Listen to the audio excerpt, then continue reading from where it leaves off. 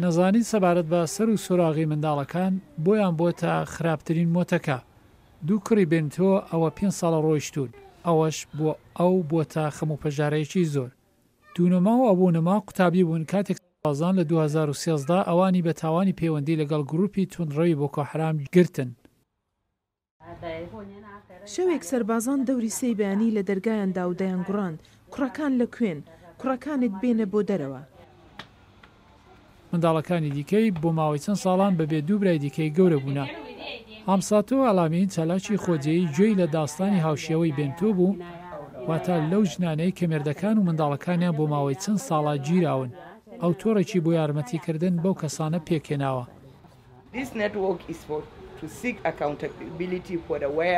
ئەو تۆڕە دەگەڕێت بزانێت کێ بەرامبەر بەو منداڵانە بەرپرسیارن.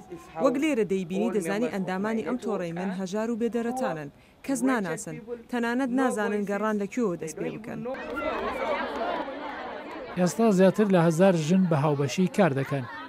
لەو کەمپەی پەناخوازان ئەوە نامەیەکی سەراوەڵایان بۆ محەممەد بەهاری نووسی و تێیدا پاڕانەوە کە منداڵەکان و مێردەکانیان بگەڕێنەوە، بەڵام ئەوان دەڵێن هیچ پەیوەندێکیان بە بۆکۆ حرام نییە. هەندێک لەوان ڕەنگە تووشی سیستمی هێواش و بەدناوی یاسایی نێجیریا بن. ئەم مانگە ڕێکخراوی چاودێری بەسەر مافەکانی مرۆڤ دادگایی گومان لێکراوانی بۆکۆ حرامی مەحکوم کرد کە لە ڕووی یاساییەوە کەم و کوڕیان تێدا بوو. لە دەمێکدا ئەو کەیسەی ئێرە پەیوەندی بە بۆکۆ حرام نییە، ئەو دادگایە گەورەترین ژمارەی ئەو جۆرە کەیسانەی لە هەریمەکەدا هەبووە. گومان لێکراون و بنەماڵەکانیان بەبێتاوان دەردەچن.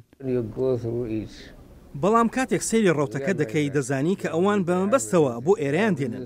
بەڵام ئەوە شتێکی ئاساییە، نەک هەر لێرە لە نەیجیریا خەڵک لە هەموو جێگایەک باسی پێشەرکاری مافەکانی مرۆڤ دەکەن، بەڵام ئەوە هەڵەی دادگاکان نییە.